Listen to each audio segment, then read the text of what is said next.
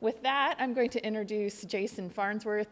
He's the Executive Director at the Platte River Recovery Implementation Program, and he's going to share with us a little bit about how the process they use in this large program. So with that, Jason, thank you. Thank you.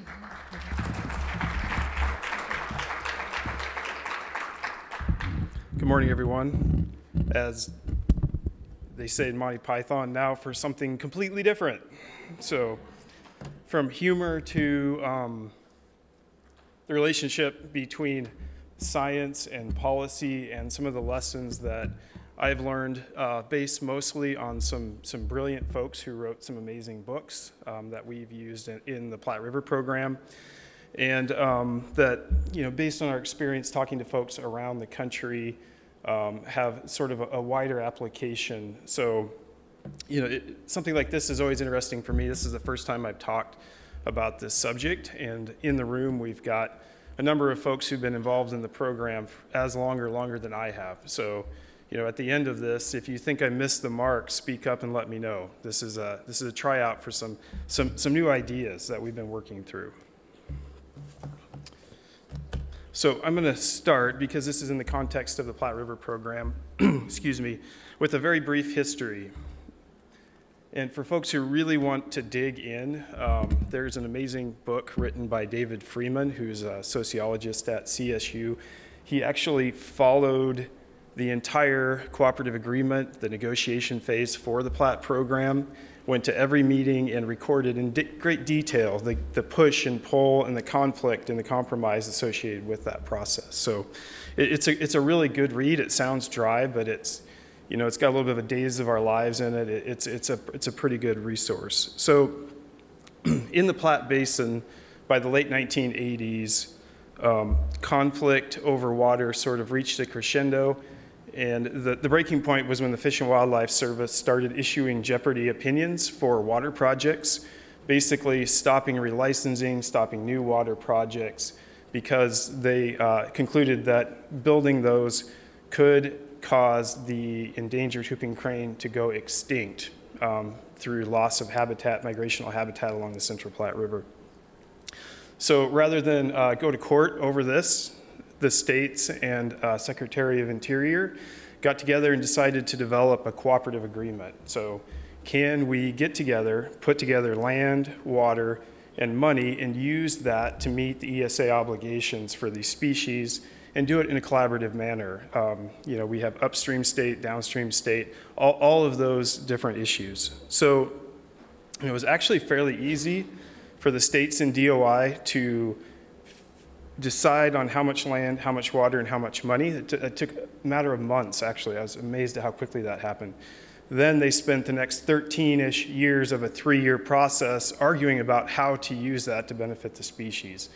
And essentially what happened is that the stakeholders got stuck with very different ideas of how to use these resources. So you had a group of stakeholders that lobbied for a river-centric restoration strategy, add sediment to the river, use short-duration peak flows to build habitat, and then consolidate the channel in areas where it had basically converted to an anastomose channel, and use that to create and maintain on-channel habitat for terns, plovers, and whooping cranes. On the other side of the paradigm, you had users who argued that it wasn't necessary or maybe even not possible to do this all on the river. So instead, you could have a mechanical strategy where you created mechanically through bulldozers, discs, building islands, habitat on the channel or off the channel. And there was a lot of back and forth, and basically the whole process essentially got stuck until the idea of adaptive management was brought in. And it was something that both policymakers, I would say, and scientists embraced. So adaptive management brought the prospect of taking these two strategies, moving a program forward, and testing them in sort of a head-to-head, what works, what doesn't work, and essentially let the science decide, let the science arbitrate the disagreement. Policymakers liked it because it was a path forward. It was a way to get past this impasse about how you use your land, how you use your water. Scientists like it because their science was going to get used, put on the ground and used to make decisions, which is, you know, if you're doing sort of applied management research, is a best case scenario. And I think on a national scale, this specific ability to move past disagreement is the reason adaptive management in the matter of just a decade went from fairly rare to being the science framework for all sorts of large recovery programs, because folks get mired down in disagreements, and this was an opportunity to say, all right, we're going to go test this. Let the science decide. Policymakers, politicians, they don't have to decide. They let the science do that work for them, which is very exciting. So into this context, I started, late Dr. Jerry Kenny hired me into the executive director's office of the program in 2008. And my focus was working with other folks to design and implement these restoration actions, these management experiments to start the science process. So I quickly found a couple different things. Number one, because of the long period of disagreement and sort of protracted fighting over these strategies, there's a huge body of literature for both of them. So you had on both sides very extensive literature that laid out specific physical process relationships, things like, for example, for we call it the flow management strategy, the river-based strategy. If you put 5,000 to 8,000 CFS of water in the river for 3 to 5 days, in 2 out of 3 years, you will create and maintain suitable nesting habitat for terns and plovers. Very specific. So from my perspective, that was going to make this a fairly tight, constrained process. The other thing, as you started looking into the system and the variability of the Central Platte River, all of the management actions that were either part of the mechanical strategy or the flow strategy either were on the ground or happened naturally sometimes, not at the frequency that they are proposed, but for example, in the lower half of the Central Platte, you have flows of 5,000 to 8,000 CFS for 3 to 5 days, not in 2 out of 3 years, but in 50% of years. So from my perspective, I was thinking that we'd be able to sort of dig in, do some retrospective analyses, build some things, and sort of quickly move through this process. That wasn't the case. So in reality, you know, we got into the science process and had a lot of difficulty sort of on all levels. So all the way from getting stakeholder consensus on relevant metrics, management metrics, you know, what is suitable habitat, for example? What's suitable habitat? We had trouble getting to what a good definition of suitable habitat. All the way up to, okay, we implemented something, we got results, here's the learning. What does that mean for decision making? We couldn't get consensus agreement on what to do moving forward with the information we were collecting. The other thing that happened fairly regularly, or especially early in the program, is that science from other places would be published, and we get into long conversations about, is this best available science for making decisions on the Central Platte River? And we just continually got into a situation where we weren't really moving forward. So in early 2009, sort of in the middle of all this, I, out of desperation, ordered a slew of books on science and policy and modeling and all these sorts of things to try to figure out, okay, why is this harder than it seems like it needs to be? And one of those books was The Honest Broker by Roger Pilkey Jr. He's a professor at University of Colorado Boulder, and he focuses very specifically on the use of science and technology in politics as applied to, actually right now he's on a sabbatical in Oslo working with the government in Norway to come up with a framework for science policy in COVID in the future. So these sorts of really sticky, really hard things. And as I read that, it was sort of a transformational moment. Some of the stuff that wasn't making sense started clicking.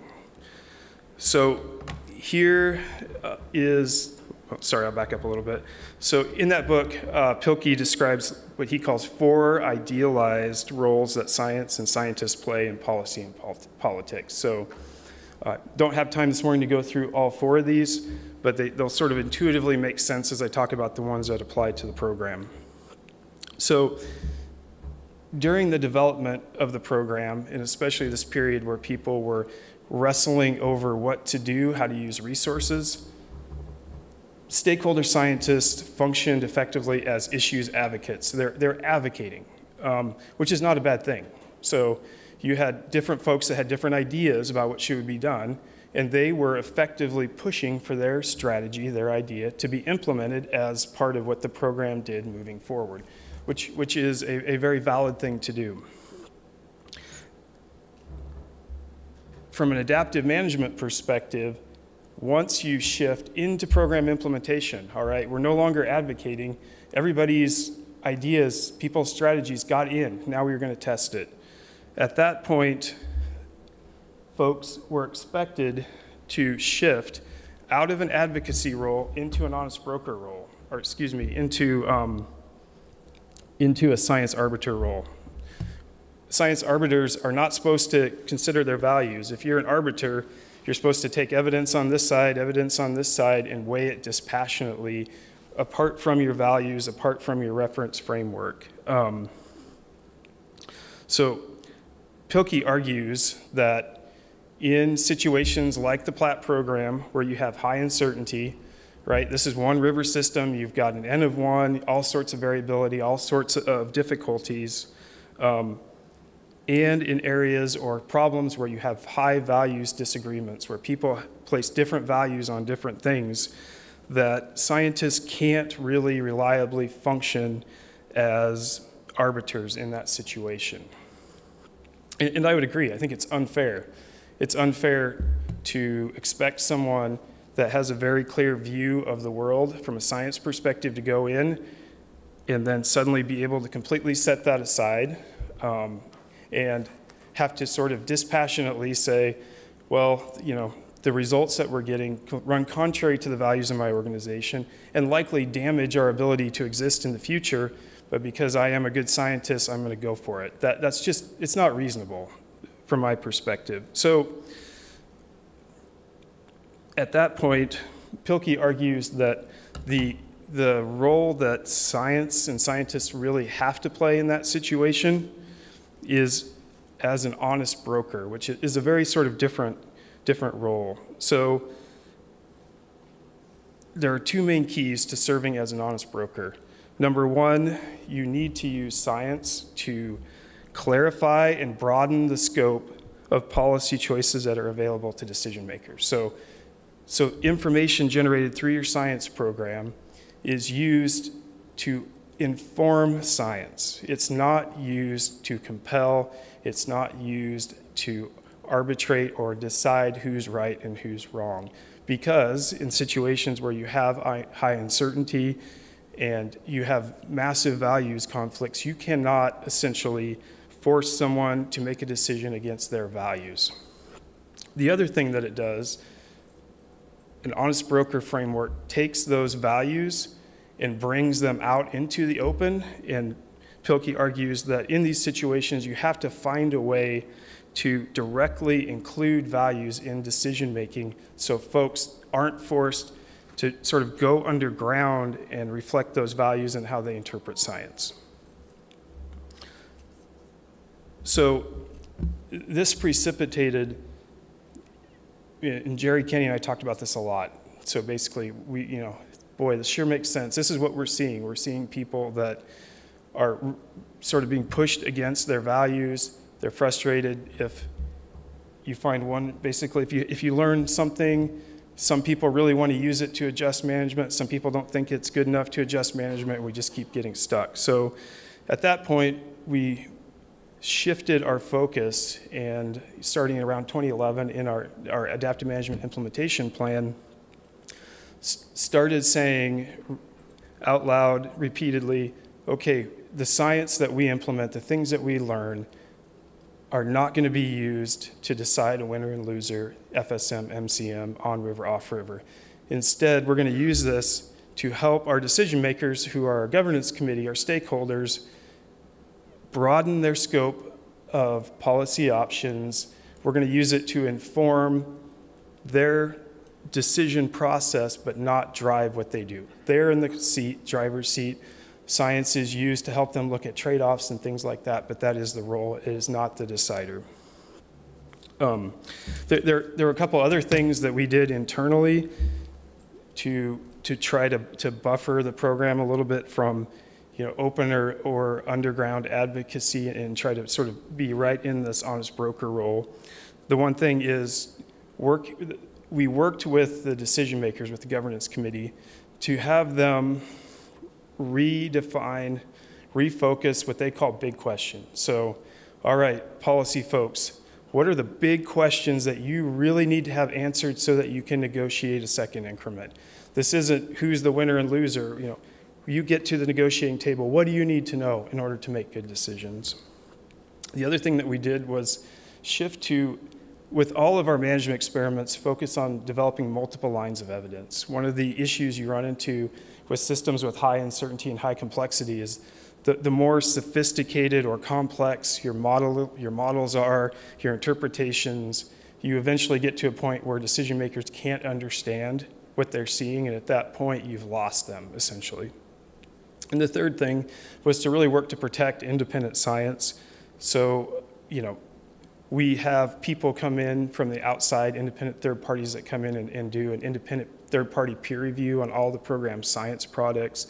We have an independent science advisory committee that advises the program, but try to just make this as solid and tight and free of values as possible.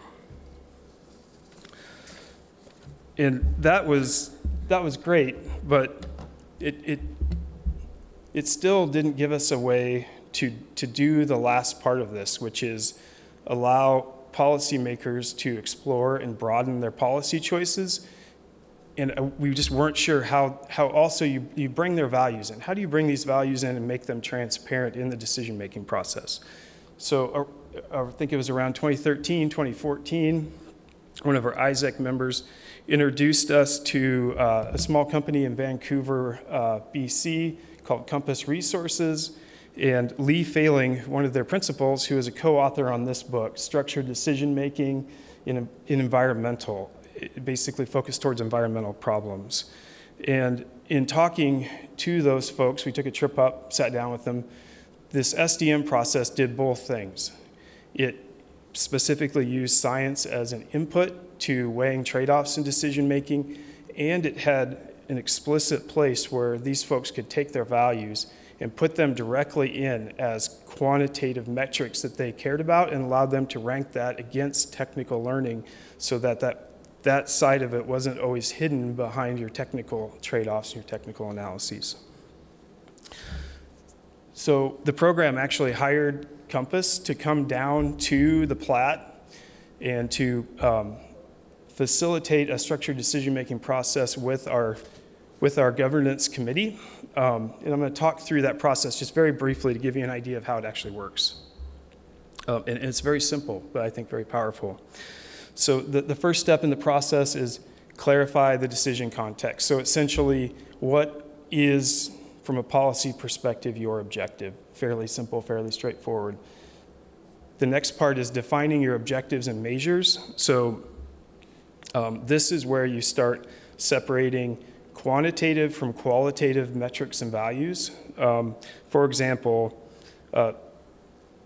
pretty simple quantitative measures for terns and plovers, for example. Things like productivity, what's your fledge ratio that you're going for? What is your breeding population? Do you care about breeding population? How much is this going to cost? What is the stability of your future population? Things like that. And then you use the learning, so all the science we accumulated from the first increment related to on-channel birds, off-channel birds, flow habitat relationships, constructing on-channel habitat, off-channel habitat, all of these things get used by your technical folks to develop modeling tools that are used to estimate the consequences of different alternatives. So these decision makers can say, all right, what happens if we want to take the slider for off-channel habitat and roll it all the way up. What are the estimated consequences for cost and number of birds and population and things like that? Or slide it all the other way and put all the birds on the river. What does that do for these quantitative metrics? And that's how your technical learning is used. It's not used to decide winner loser in a scenario base.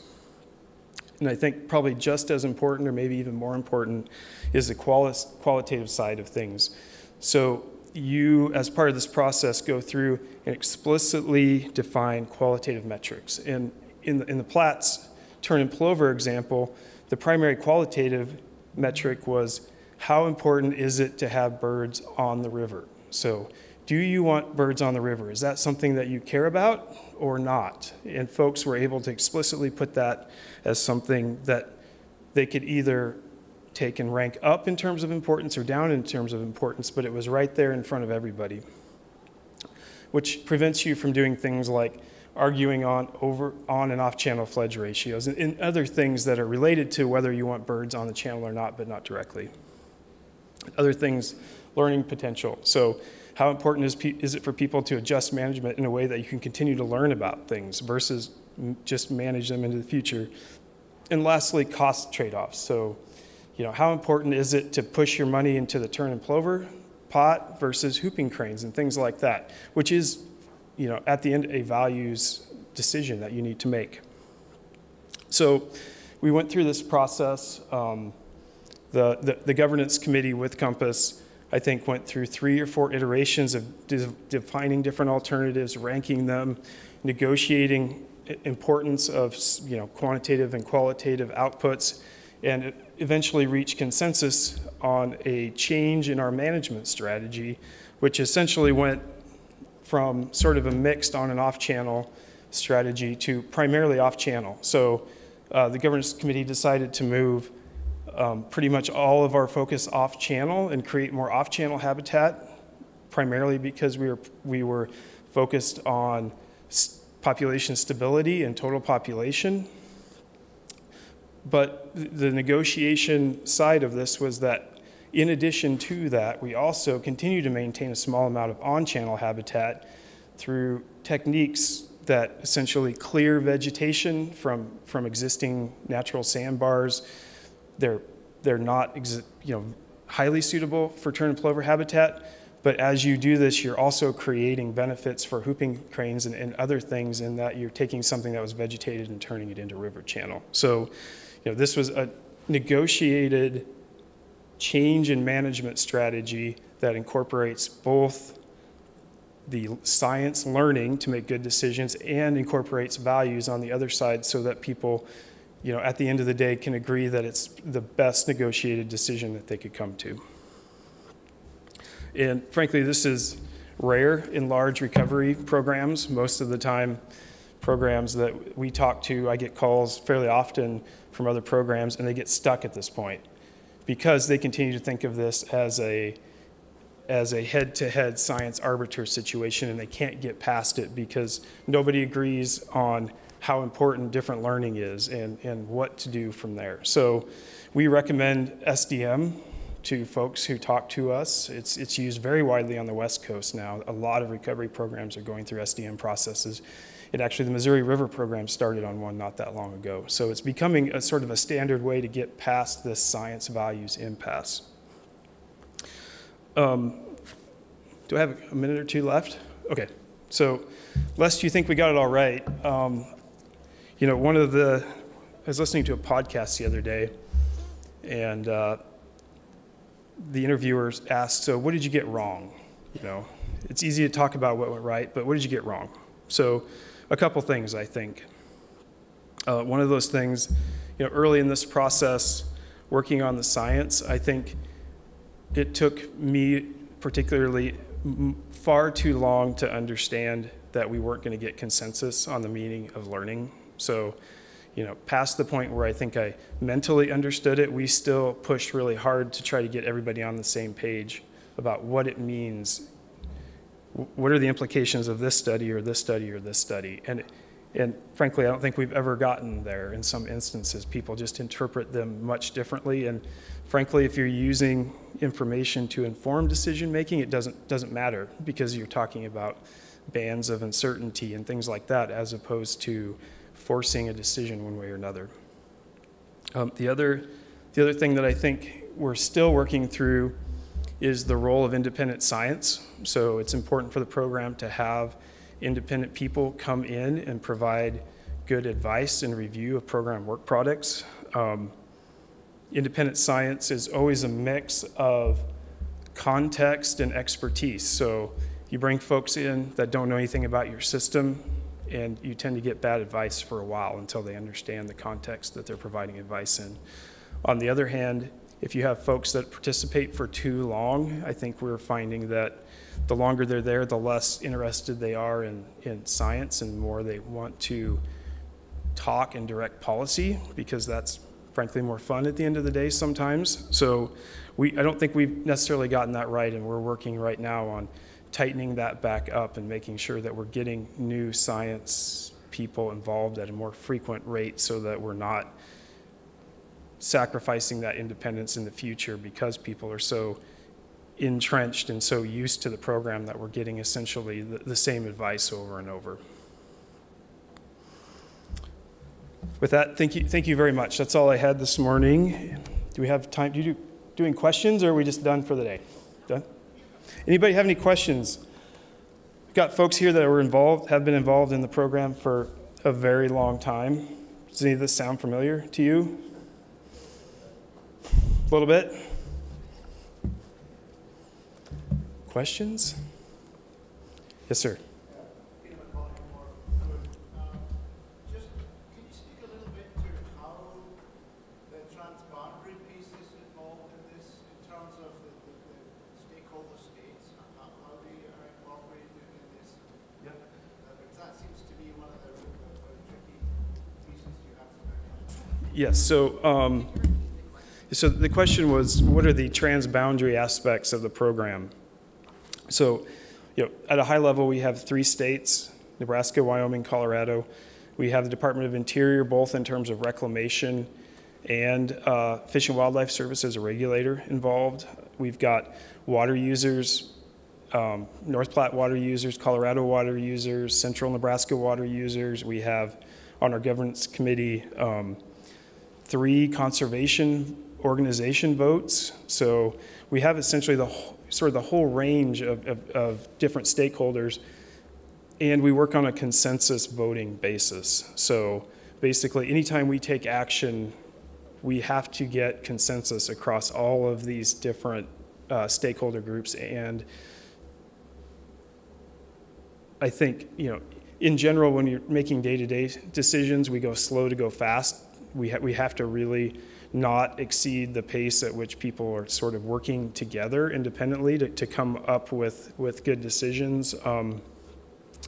And beyond that, to me, it sort of plays back into this idea of using science and other learning to allow these folks to negotiate their own broad range of policy alternatives, and then let the policymakers sort through and come to a consensus on what they can all agree to, as opposed to this dichotomy of you can do this or you can do this. When we hit those situations, we don't make any progress.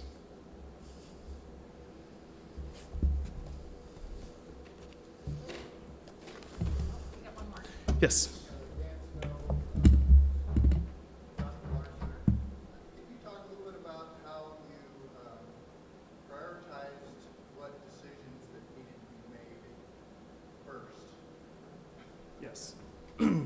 So the question was, how did you prioritize which decisions need to be made first? So we came into the program from a science perspective with an adaptive management program that had a whole slew of hypotheses and management actions, and we frankly knew we couldn't get to all of them. So that was the point at which we went back to our decision makers and said, all right, folks, imagine, we did this just again recently for the extension. Imagine it's 2032, and you're going to negotiate the next increment of the program.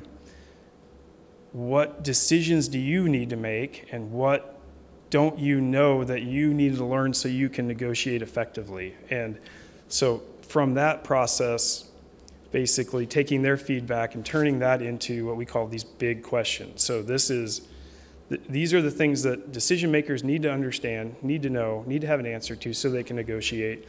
And they're things like, how much, if we put this much water down the river at this time, how much does it affect unvegetated width or whooping crane habitat or these things? And they're now in the mode of looking at that and thinking about that in terms of, all right, we're negotiating within sort of some constraints of available resources. We want you to define how we toggle this switch up and down, what the consequences of that are. So, and they're actually pretty good at that because they intrinsically understand the constraints of the system because they deal with it all the time, and they understand, I think, what resources are available looking forward generally. So that's how we approach that. Thanks. Thank you. Let's give Jason a big round of applause.